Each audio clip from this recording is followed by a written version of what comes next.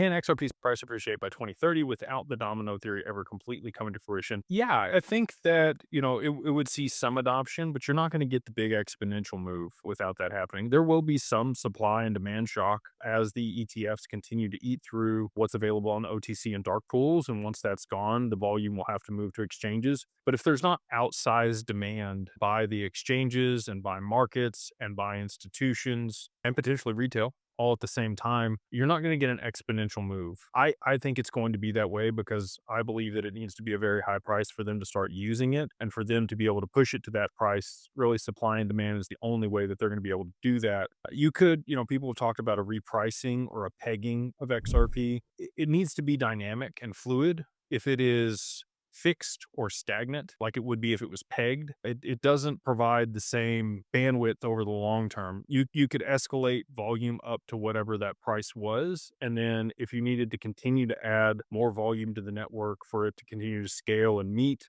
the new demands of markets, that were being tokenized, real world assets.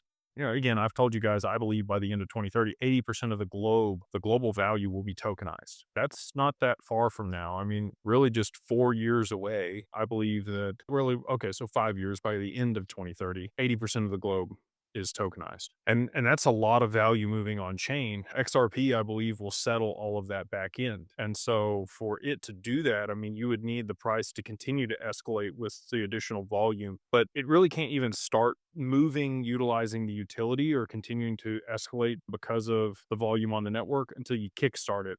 A good example of this, we're going to do an event with Canary Capital for the mastermind. When talking with them, they really need an ETF to be $100 million to start getting institutional adoption. And the reason for that is no pension fund or other regulated entity can own more than 10% of an ETF. And their smallest check size that they cut is around $10 million.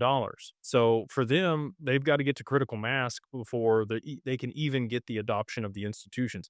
And I view XRP very similarly. It needs to get to critical mass. It needs to have enough liquidity in it before they can start using it in a meaningful capacity to continue to drive adoption and price appreciation. And so all of that being stated, I don't think that it's going to be fixed or pegged. I think that they're going to have to use supply and demand dynamics to push it to a very high price in a very short period of time because that's the only way that it's really going to work and get the adoption. If that doesn't happen, it's not going to see the high prices that we've talked about.